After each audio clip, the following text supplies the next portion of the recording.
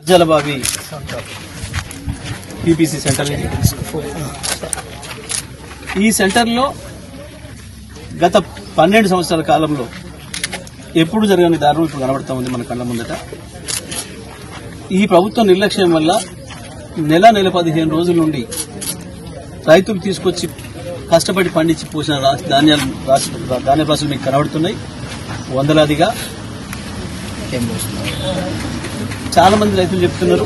ఇప్పుడు ఈమె మహిళా రైతులు చెప్పింది 15 రోజులైంది తీసుకొచ్చి పెట్టి తడిచింది. మధ్యలో నా కొడుకు యాక్సిడెంట్ కూడా అయింది, ఇక్కడికే వస్తుంటే నేను కొన్ని రోజులు హాస్పిటల్ కూడా వెళ్ళాల్సి వచ్చింది అని చెప్పి మీరే చెప్పి మీరు విన్నారు అందరూ కూడా. సో అట్లా ప్రతి రైతు ఎక్కడికి వెళ్ళినా దాదాపుగా ప్రతి ధాన్యపు రాశిలో అంచెబడి మొత్తం కూడా ఇదే పరిస్థితి. ఇవాళ ఈ జిల్లా మంత్రులు వాళ్ళ కోతలకు అడ్డే ఉండదు. గాలి మనుషులైన గాలి మోటార్లు చెప్తున్నారు, గాలి మనుషులైన తప్ప రైతాంగం కూడా వాళ్ళు మర్చిపోయే పరిస్థితి వచ్చింది. మీ ఎమ్మెల్యే ఎవరు అని అంటే ఇంకా భూపారెడ్డిని చూసి ఈయన అనుకునే పరిస్థితికి వచ్చింది రైతాంగం. నన్ను నువ్వు కదా సార్ అంటున్నారు. మేము చేసిన పని అట్లా గుర్తుంది వాళ్ళకి.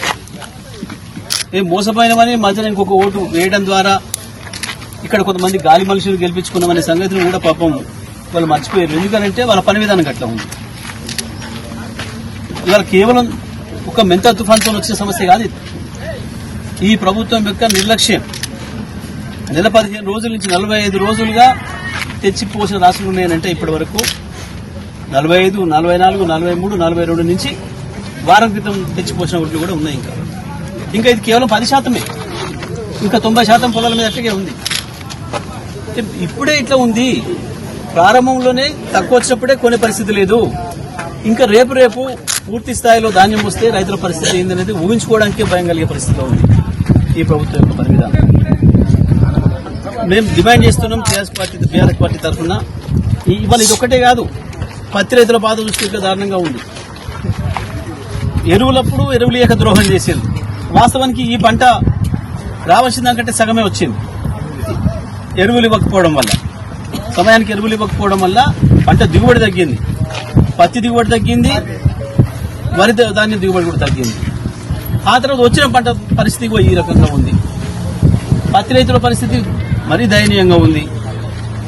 వాస్తవమే నిబంధనలు కొత్తగా రాలే. ఇవాళ గత 10 సంవత్సరాల క్రితం 12 సంవత్సరాల క్రితం ఏం నిబంధనలు ఉన్నాయో మాయిశ్చర్ విషయంలో వరి ధాన్యానికి కావచ్చు, పత్తికి కావచ్చు, అవే నిబంధనలు ఇవాళ కూడా ఉన్నాయి. మరి ఆనాడు నిబంధనలు ఉన్నా ఎట్లా కొనిపించినాం మేము? ఇవాళ మీరు ఎందుకు కొనిపించలేకపోతున్నారు? ఒకటే కారణం, వీళ్ళు మిల్లర్ల దగ్గర, దళారీల దగ్గర డబ్బులు వసూలు చేశారు కోట్లాదిగా. రైతుల్ని గొర్రెని కసాయి కప్పచెప్పినట్టు రైతులు తీసుకుపోయి వాళ్ళకి కప్పచెప్పారు.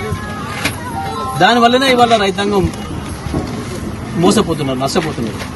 ఏం జరుగుతుంది ఇవాళ? ఇక్కడ ఇవి చూసి ఇవాళ కొత్తగా కోసుకున్న రైతు ఈ కళ్ళ వైపు వచ్చే పరిస్థితి లేదు.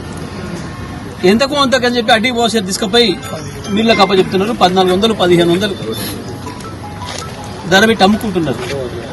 ఎంత దుర్మార్గం అంటే, రావాల్సిన పంట దిగుబడి తగ్గింది సగము, వచ్చిన దాంట్లో ధరతోని సగం దెబ్బతింటున్నాడు రైతు. కేసీఆర్ ఉన్ననాడు ఎకరానికి 50,000 రూపాయలు దిగుబడి పొందితే రైతు వాళ్ళ ఎకరానికి 25,000 కూడా సంపాదించలేడు. ఖర్చు తగ్గలే, ఖర్చు అంతే వచ్చింది.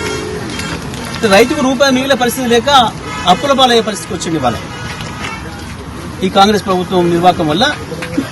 రైతు మళ్ళీ అప్పుల పాలై 2014 ముందు ఏ పరిస్థితి వచ్చిందో అదే పరిస్థితికి రైతు దిగజారే రోజులు వచ్చినాయి. మళ్ళీ మేము ప్రభుత్వాన్ని డిమాండ్ చేస్తున్నాం, ఈ జిల్లా మంత్రులు మీరు జల్సాలు ఆపి, మీరు ముంబైలు, దుబాయ్లు తిరిగి విందులు వినోదాలు తిరగడం ఆపి, మీకు ఓట్లేసిన రైతాంగం ఏ రకంగా ఇబ్బందులు పడుతున్నారో వచ్చి చూడాలి.